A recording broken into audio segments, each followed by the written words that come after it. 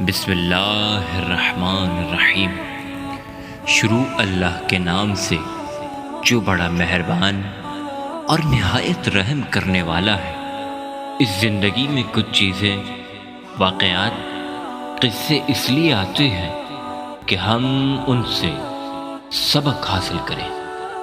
ایک کہانی سناتا ہوں کہ پرانے وقتوں کی بات ہے۔ ایک شہر میں ایک رئیس آدمی رہتا تھا، کائنات کے خالق کا عطا کیا ہوا سب کچھ اس کے پاس تھا۔ اللہ نے اسے دولت، عزت، شہرت کے ساتھ دنیا کی ہر نعمت سے نوازا تھا۔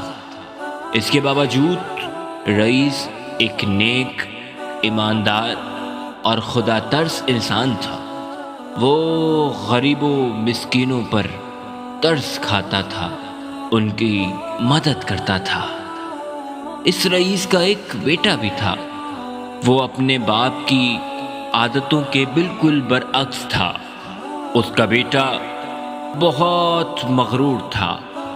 یہ رئیس ہر وقت اپنے بیٹے کو سمجھاتا رہتا کہ غریبوں کا خیال رکھو، ان کا حصہ نکالو، کیونکہ دولت اللہ کی آزمائش ہے۔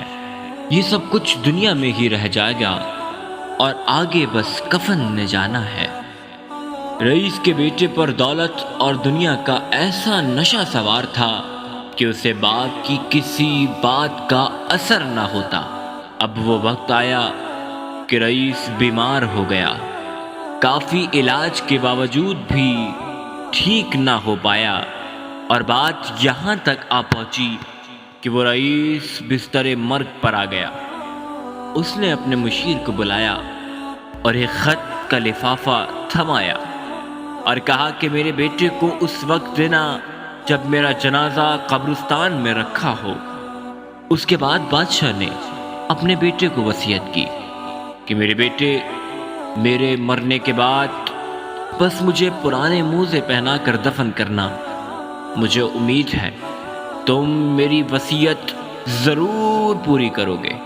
اب وہ وقت آ گیا کہ جب بیٹے نے باپ کی وصیت پر عمل کرتے ہوئے باپ کے مرنے کے بعد اسے پرانے موزے پہنائے، اس رئیس کا جنازہ تیار کیا گیا اور قبرستان لایا گیا۔ اس کے جنازے پر شہر بھر سے لوگ آئے اور جنازہ پڑھانے کے لیے شہر کے سب سے بڑے مولوی کو بلایا گیا۔ مگر جب اس مولوی کو پتہ چلا کہ مردے کو موزے پہنائے گئے ہیں تو اس نے نماز پڑھانے سے انکار کر دیا اور کہا کہ قبر میں سفید کفن کے علاوہ کچھ نہیں جائے گا۔ مگر اس کے بیٹے نے بات ماننے سے صاف انکار کر دیا کہ یہ میرے باپ کی وصیت تھی۔ شہر کے باقی علماء کو بلایا گیا اور پیسوں کی لالچ دی، مگر کوئی بھی نہ مانا، سب نے منع کر دیا۔ اب قبرستان میں ایک عجیب ہلچل مچ گئی۔ ہر ایک حیران تھا کہ رئیس نے یہ کیا وصیت کی ہے۔ اتنے میں مشیر لوگوں کی صفیں پھلانگتا ہوا اس کے پاس پہنچا اور اسے اس کے باپ کا لکھا ہوا خط تھمایا، جس میں کچھ یوں لکھا تھا: پیارے بیٹے، میں شہر کا سب سے امیر آدمی ہوں، مگر دیکھو آج اپنے ساتھ یہ پرانے موزے بھی نہیں لے جا سکتا۔ اتنی دولت ہونے کے بعد بھی یہ پھٹے پرانے موزے نہیں لے جا سکتا، یہ بوسیدہ موزے بھی نہیں لے جا سکتا۔ آج میرے ساتھ میرے کفن کے علاوہ اور کچھ نہیں جائے گا۔ میں نے آج تک جو کچھ کمایا وہ سب دنیا میں رہ گیا۔ میرے بیٹے، میں وصیت کرتا جا رہا ہوں کہ دنیا میں تمہارے لیے جو کچھ چھوڑ کر جا رہا ہوں اسے نیک راہ میں خرچ کرنا، اس سے استفادہ حاصل کرنا۔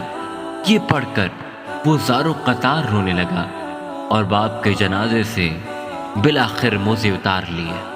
نماز جنازہ پڑھایا گیا تدفین کے بعد رئیس کے بیٹے نے تمام جائیداد یتیموں غریبوں میں وقف کر دی اور اپنے پاس رکھنے کے لیے ایک چھوٹا سا گھر چھوڑ۔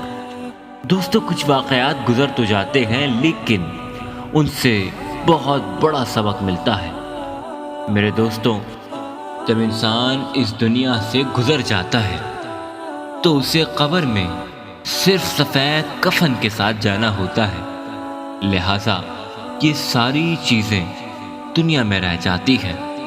اب فیصلہ آپ کو کرنا ہے کہ آپ نے اپنا مال دنیا میں لوگوں پر لگانا ہے یا پھر آپ نے اسے ایسے ہی چھوڑ کر دنیا میں۔